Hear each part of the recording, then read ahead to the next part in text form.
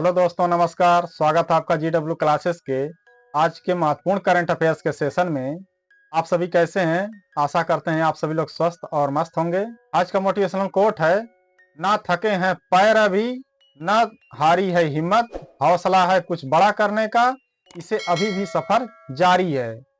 इसी सफर के साथ आज का करंट अफेयर्स का सफर शुरू करते हैं। आज का पहला प्रश्न है, सेना दिवस परेड 2025 का आयोजन कौन सा शहर करेगा?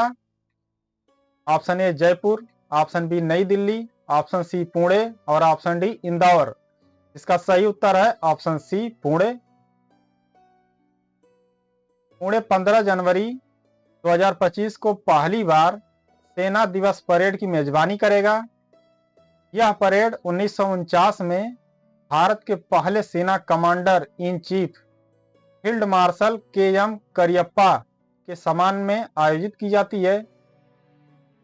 परंपरागत रूप से दिल्ली में आयोजित होने वाला यह कार्यक्रम 2023 से शहरों में बारी बारी से आयोजित किया जा रहा है, जिसमें 2023 में बेंगलुरु और 2024 में लखनऊ मेजबानी कर चुके हैं। पुणे का चयन इसकी सैन्य विरासत और दक्षिणी कमान मुख्यालय के रूप में भूमिका को दर्शाता है। कार्यक्रमों में मार्चिंग टुकड़ियां, रक्षा तकनीकी प्रदर्शन, युद्ध प्रदर्शन और मार्शल आर्ट शामिल है। जनवरी में आयोजित होने वाली अपनी सेना को जाने प्रदर्शनी में उन्नत हथियार और सैनिकों के बीच बातचीत का प्रदर्शन किया जाएगा। यह पहल एकता को बढ़ावा देती है और नागरिकों को सशस्त्र बलों से जोड़ती है। अगला प्रश्न, एक राष्ट्र एक सदस्यता योजना का प्राथमिक उद्देश्य क्या है? ऑप्शन ए चिकित्सा सुविधाओं तक सार्वभौमिक पहुंच प्रदान करना, ऑप्शन बी विद्वानों के शोध लेखों और पत्रिकाओं तक देशव्यापी पहुंच प्रदान करना, ऑप्शन सी अनुसंधान के लिए अंतर्राष्ट्रीय सहयोग को बढ़ावा देना और ऑप्शन डी निजी अनुसंधान संस्थानों को वित्त पोषित करना। जिसका सही उत्तर है ऑप्शन बी विद्वानों के शोध लेखों और पत्रिकाओं तक देशव्यापी पहुंच प्रदान करना। केंद्रीय मंत्रिमंडल ने विद्वानों के शोध लेखों और पत्रिकाओं तक देशव्यापी पहुंच के लिए वन नेशन वन सब्सक्रिप्शन योजना को मंजूरी दे दी है।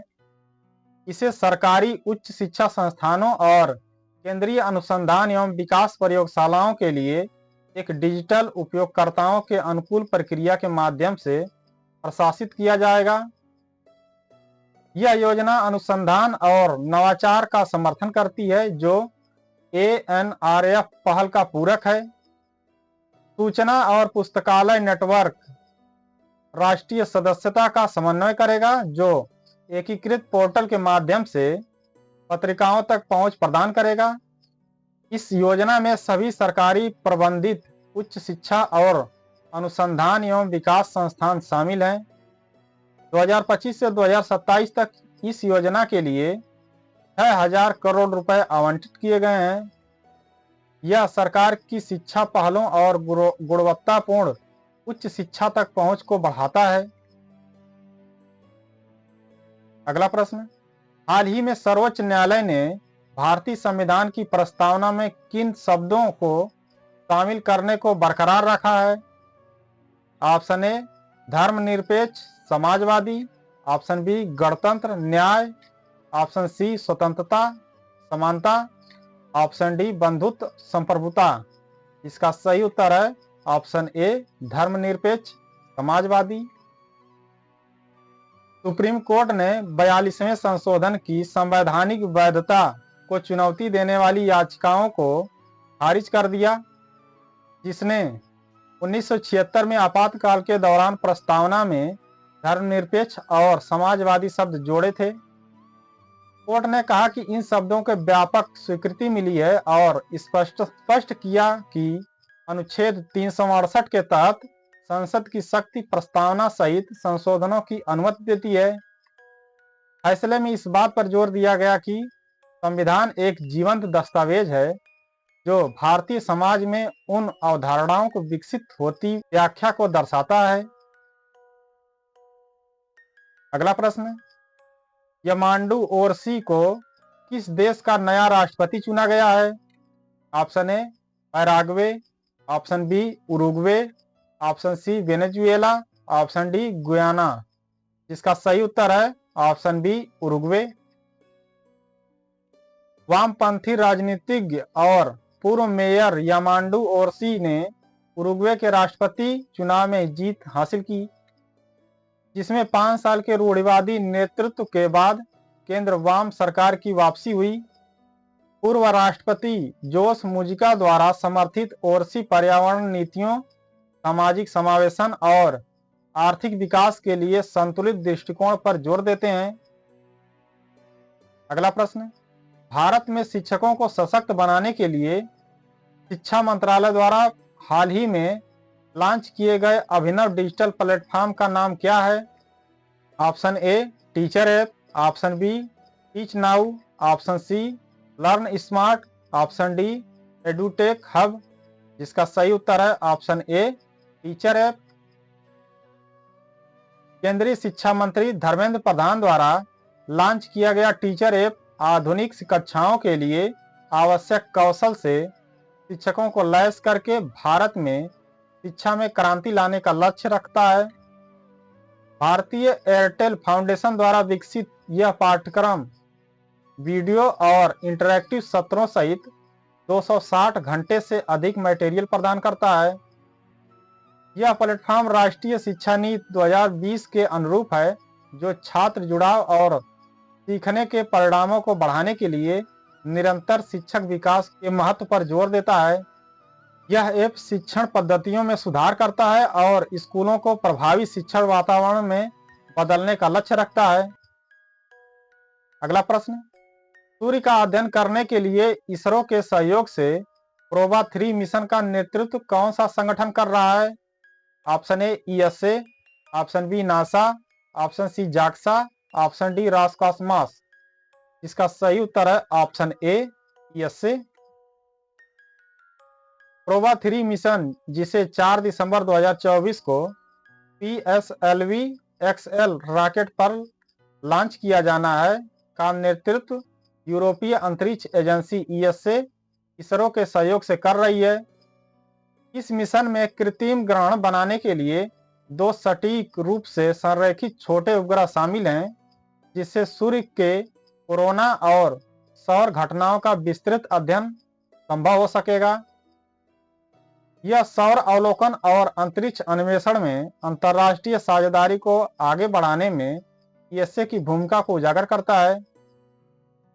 अगला प्रश्न, नवंबर 2024 में भारतीय तटरक्षक बल तारेक्स 24 की मेजबानी कहां कर रहा है? Option A Chennai, option B Mumbai, option C Kochi, option D Visakhapatnam. जिसका सही उत्तर है ऑप्शन सी कोच्चि। भारतीय तटरक्षक बल 27 से 30 नवंबर 2024 तक कोच्चि में सारेक्स 24 का आयोजन कर रहा है। इस कार्यक्रम का उद्देश्य क्षेत्रीय सहयोग और ड्रोन तथा सैटेलाइट संकट बीकन सहित उन्नत प्रौद्योगिकियों के माध्यम से समुद्री खोज और बचाव SAR क्षमताओं को बढ़ाना है। इसमें कार्यशालाएं, टेबल टॉप सत्र और बड़े पैमाने पर आकस्मिकताओं से निपटने के लिए समुद्री अभ्यास शामिल है, जो समुद्री सुरक्षा में तैयारियों के महत्व पर जोर देते हैं। अगला प्रश्न, इस बीमा कंपनी ने अंडर राइटिंग को बदलने के लिए ओमनीजेन AI समाधान लॉन्च किया? Option A Bharatiya Jeevan Bima Nigam, option B HDFC life, option C ICICI Prudential life, option D Canara HSBC life. जिसका सही उत्तर है option D Canara HSBC life. Canara HSBC life insurance ने ओमनीजेन AI पेश किया है, जो एक जनरेटिव AI पावर्ड समाधान है, जिसे अंडर राइटिंग प्रक्रियाओं में क्रांतिकारी बदलाव लाने के लिए डिजाइन किया गया है। AWS पर होस्ट की गई यह उन्नत प्रणाली जोखिम मूल्यांकन को बढ़ाती है, निर्णय लेने में तेजी लाती है और मैनुअल त्रुटियों को कम करती है। यह लॉन्च बीमा क्षेत्र में परिचालन दक्षता, मापनीयता और बेहतर ग्राहक अनुभव के लिए अत्याधुनिक तकनीक का लाभ उठाने के लिए केनरा HSBC लाइफ की प्रतिबद्धता को रेखांकित करता है। अगला प्रश्न, पात्र वरिष्ठ नागरिकों को वित्तीय सहायता प्रदान करने के लिए वृद्धा पेंशन कार्यक्रम कहां शुरू किया गया है? Option A New Delhi, option B Mumbai, option C Bengaluru, option D Chennai. का सही उत्तर है ऑप्शन ए नई दिल्ली। दिल्ली सरकार ने पात्र वरिष्ठ नागरिकों को आवधिक पेंशन के रूप में वित्तीय सहायता प्रदान करने के लिए वृद्धावस्था पेंशन कार्यक्रम शुरू किया है। यह योजना केवल दिल्ली के उन निवासियों के लिए उपलब्ध है जो वार्षिक आय और शहर के भीतर निवास के लिए राष्ट्रीय राजधानी क्षेत्र दिल्ली सरकार द्वारा निर्धारित पात्रता मानदंडों को पूरा करते हैं। अगला प्रश्न, इस देश ने बड़ी संख्या में खाद्य विषाक्तता के कारण राष्ट्रीय आपदा घोषित की है? Option A Bharat, option B दक्षिण Africa, option C Brazil, option D Australia. इसका सही उत्तर है ऑप्शन बी दक्षिण अफ्रीका। दक्षिण अफ्रीका ने खाद्य विषाक्तता के एक बड़े प्रकोप के जवाब में राष्ट्रीय आपदा की घोषणा की है। इसके परिणाम स्वरूप सितंबर 2024 से 890 से अधिक मामले सामने आए और 23 बच्चों की मृत्यु हुई है। यह घोषणा सरकार को संकट को नियंत्रित करने के लिए आपातकालीन उपायों को लागू करने के लिए अधिक नियामक शक्तियां प्रदान करती है। अगला प्रश्न, श्री धर्मेंद्र प्रधान द्वारा लॉन्च किया गया टीचर ऐप किस संगठन द्वारा विकसित किया गया है? Option A Bharti Airtel, option B Reliance Jio, option C Tata Consultancy Services, option D Infosys Foundation. का सही उत्तर है ऑप्शन ए भारती एयरटेल। केंद्रीय शिक्षा मंत्री श्री धर्मेंद्र प्रधान द्वारा लॉन्च किया गया टीचर ऐप भारतीय एयरटेल फाउंडेशन द्वारा 21वीं सदी की कक्षाओं के लिए शिक्षकों को कौशल प्रदान करने के लिए विकसित किया गया था। पाठ्यक्रम, वीडियो और लाइव सत्रों सहित 260 घंटे से अधिक डिजिटल सामग्री प्रदान करने वाला यह ऐप शिक्षण प्रथाओं को बढ़ाने के लिए राष्ट्रीय शिक्षा नीति 2020 के अनुरूप है। यह पहल भारतीय एयरटेल फाउंडेशन की शिक्षा को बदलने और शिक्षकों के बीच नवाचार को बढ़ावा देने की प्रतिबद्धता को रेखांकित करता है, जिससे पूरे भारत में लाखों लोगों के जीवन पर असर पड़ता है। अगला प्रश्न, किस देश ने बौद्धिक संपदा संरक्षण पर जोर देते हुए रियाद डिजाइन कानून संधि के अंतिम अधिनियम पर हस्ताक्षर किए? Option A Bharat, option B Saudi Arabia, option C चीन, ऑप्शन डी ब्राजील। इसका सही उत्तर है ऑप्शन ए भारत। भारत ने बौद्धिक संपदा संरक्षण को बढ़ावा देने और समावेशी विकास का समर्थन करने के लिए अपनी प्रतिबद्धता प्रदर्शित करते हुए रियाद डिजाइन कानून संधि के अंतिम अधिनियम पर हस्ताक्षर किए।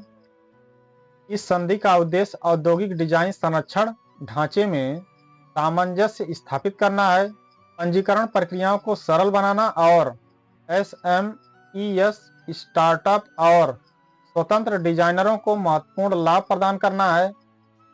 यह कदम पिछले 2 वर्षों में डिजाइन पंजीकरण दाखिलों में भारत की प्रभावशाली 120% वृद्धि के लिए अनुरूप है। अगला प्रश्न, इस संगठन ने BFSI क्षेत्र में वाणिज्य आधारित कौशल पाठ्यक्रमों को बढ़ाने के लिए CBSE के साथ एक समझौता ज्ञापन पर हस्ताक्षर किए हैं। Option A RBI, option B SEBI, option C ICAI, option D IIM। इसका सही उत्तर है ऑप्शन सी ICAI। भारतीय चार्टर्ड अकाउंटेंट्स संस्थान ICAI ने वाणिज्य आधारित कौशल पाठ्यक्रमों को बढ़ाने के लिए एक समझौता ज्ञापन के माध्यम से केंद्रीय माध्यमिक शिक्षा बोर्ड CBSE के साथ भागीदारी की है। विशेष रूप से बैंकिंग, वित्तीय सेवाओं और बीमा क्षेत्र को लक्षित करते हुए। इस सहयोग का उद्देश्य छात्रों को उद्योग संबंधित कौशल से लैस करना है। जिससे अकाउंटेंसी और वित्तीय क्षेत्रों में उनकी रोजगार क्षमता में सुधार हो। ICAI पाठ्यक्रम सामग्री पाठ्यक्रम और कैरियर मार्गदर्शन के विकास में योगदान देगा। साथ ही शिक्षक प्रशिक्षण और जागरूकता कार्यक्रमों का भी समर्थन करेगा। अगला प्रश्न, मालदीव में भारत के अगले उच्चायुक्त के रूप में किसे नियुक्त किया गया है? Option A Monu Mahawar, option B G Bala Subramaniam, option C Raghavan Surya Narayanan, option D Vijay Kumar. इसका सही उत्तर है option B G Bala Subramaniam. 1998 batch के भारतीय विदेश सेवा IFS अधिकारी जी सुब्रमण्यम को मालदीव में भारत का उच्चायुक्त नियुक्त किया गया है। मॉस्को, वाशिंगटन DC और दुशांबे सहित वैश्विक पोस्टिंग में उनका व्यापक कूटनीति अनुभव इस महत्वपूर्ण भूमिका के लिए उनकी योग्यता को दर्शाता है।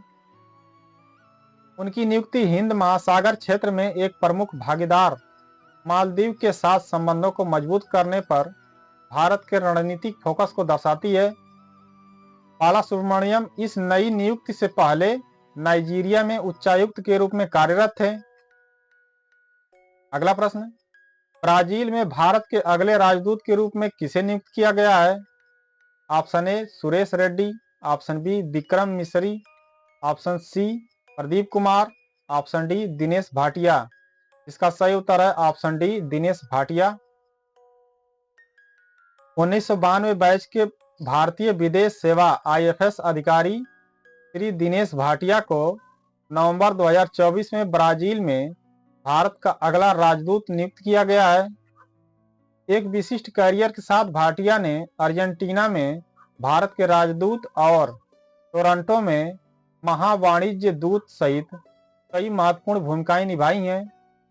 उनका अनुभव कई देशों और प्रमुख राजनयिक कार्यों तक फैला हुआ है और उनकी शैक्षिक पृष्ठभूमि में लाल बहादुर शास्त्री राष्ट्रीय प्रशासन अकादमी, लवासना और नई दिल्ली में विदेश सेवा संस्थान जैसे प्रतिष्ठित संस्थानों में प्रशिक्षण शामिल है। अगला प्रश्न, हाल ही में किस मंत्रालय ने भारत को बाल विवाह मुक्त बनाने के लिए राष्ट्रीय अभियान बाल विवाह मुक्त भारत शुरू किया है?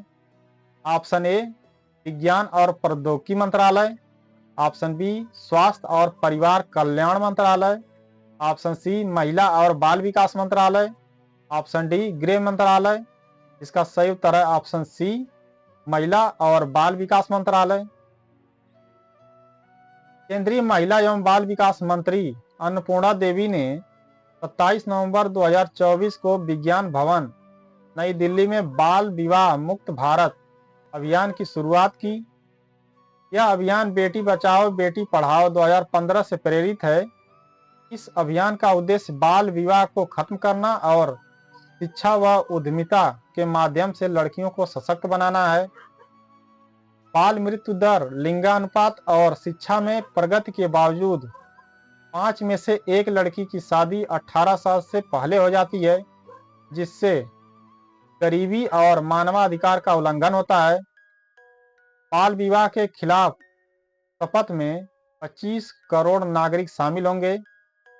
जागरूकता और रिपोर्टिंग के लिए बाल विवाह मुक्त भारत पोर्टल लॉन्च किया जाएगा। अगला प्रश्न, इटली के मोंटेसिल्वानो में अंडर 8 विश्व कैडेट शतरंज चैंपियनशिप का खिताब किसने जीता? Option A Anish Sarkar, option B Bodhan Sivanandan, option C Divith Reddy, option D Ashwath Kaushik. जिसका सही उत्तर है option C Divith Reddy.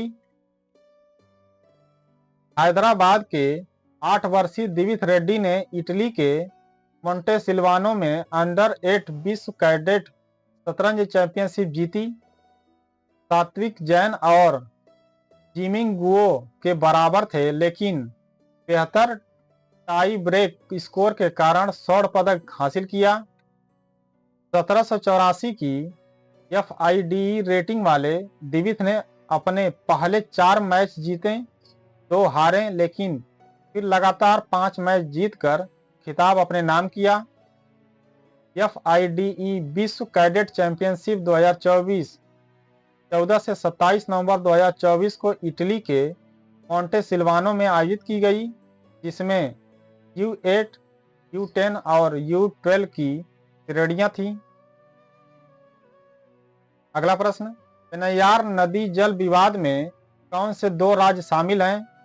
Option A Bihar और झारखंड, ऑप्शन बी तमिलनाडु और कर्नाटक, ऑप्शन सी आंध्र प्रदेश और तेलंगाना, ऑप्शन डी केरल और तमिलनाडु। इसका सही उत्तर है ऑप्शन बी तमिलनाडु और कर्नाटक। सुप्रीम कोर्ट ने केंद्र सरकार के तमिलनाडु और कर्नाटक के बीच पेन्नायार नदी जल विवाद पर बातचीत करने वाली समिति की रिपोर्ट पेश करने को कहा है। पेन्नायार नदी, जिसे दक्षिण पेन्नार नदी भी कहा जाता है, तमिलनाडु और कर्नाटक से होकर बहती है। यह कर्नाटक के नंदी हिल्स से निकलती है और तमिलनाडु में 80 किलोमीटर दक्षिण की ओर बहती है। कुड्डालोर में बंगाल की खाड़ी में प्रवेश करने से पहले 320 किलोमीटर की दूरी तय करती है। नदी का बेसिन 16,019 वर्ग किलोमीटर में फैला है, जिसमें से 77% तमिलनाडु में है। प्रमुख सहायक नदियों में चिन्नार, मारकंडा, वनियार और पंबन शामिल हैं। बेंगलुरु जलग्रहण क्षेत्र का सबसे बड़ा शहर है और एक प्रमुख प्रदूषक है। अगला प्रश्न, भारतीय विज्ञान मानक परिषद ASCI की स्थापना किस वर्ष की गई थी? Option A 1985, option B 1990, option C 2001, option D 2005। का सही उत्तर है ऑप्शन ए 1985। भारतीय विज्ञान मानक परिषद ASCI ने 2024-25 के लिए अपनी अर्धवार्षिक शिकायत रिपोर्ट जारी की, जिसमें बड़ी संख्या में भ्रामक विज्ञापनों पर प्रकाश डाला गया, खासतौर पर रियल एस्टेट और ऑफशोर सट्टेबाजी में। 1985 में स्थापित ASCI एक गैर सरकारी स्वैच्छिक स्वनियामक निकाय है, जो सुनिश्चित करता है कि विज्ञापन स्वनियमन के लिए अपने कोड का पालन करें, कानूनी, सभ्य, ईमानदारी और सत्यनिष्ठ विज्ञापनों को बढ़ावा दें। ASCI टीवी, प्रिंट और ऑनलाइन सहित विभिन्न मीडिया में शिकायतों की जांच करता है। 18 जून 2024 से भारत में नए टीवी विज्ञापनों के लिए ASCI कोड का अनुपालन करना अनिवार्य है। ASCI को सूचना और प्रसारण मंत्रालय द्वारा मान्यता प्राप्त है और यह विज्ञापन स्वनियमन पर अंतर्राष्ट्रीय परिषद ICAS का हिस्सा है। अगला प्रश्न, अंतर्राष्ट्रीय पर्यटन मार्ग के 12वें संस्करण का मेजबान कौन सा राज्य है? Option A Sikkim, option B Assam, option C Madhya Pradesh, option D Maharashtra. का सही उत्तर है ऑप्शन बी असम। असम के काजीरंगा में 26 से 29 नवंबर 2024 तक 12वें अंतर्राष्ट्रीय पर्यटन मार्ग ITM का आयोजन किया जा रहा है। का आयोजन पर्यटन मंत्रालय द्वारा किया जा रहा है। यह आयोजन घरेलू और अंतर्राष्ट्रीय पर्यटकों के लिए पूर्वोत्तर भारत की पर्यटन क्षमता को बढ़ावा देता है। यूनेस्को विश्व धरोहर स्थल काजीरंगा राष्ट्रीय उद्यान, जो अपने एक सींग वाले गैंडे के लिए जाना जाता है। टूर ऑपरेटर, होटल व्यवसायी, उद्यमी, प्रभावशाली व्यक्ति, मीडिया और अधिकारियों सहित लगभग 400 प्रतिभागी इसमें भाग ले रहे हैं।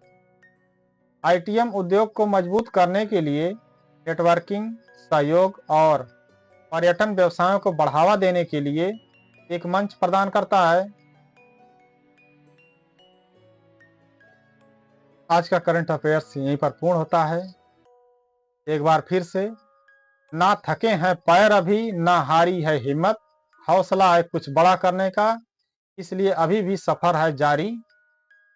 मित्रों, अगर वीडियो पसंद आई हो तो वीडियो को लाइक करें, चैनल को सब्सक्राइब करें और वीडियो को ज़्यादा से ज़्यादा शेयर करें। और कोई सुझाव हो तो कमेंट बॉक्स में ज़रूर लिखें। पूरा वीडियो देखने के लिए बहुत बहुत धन्यवाद। जय हिंद, जय भारत।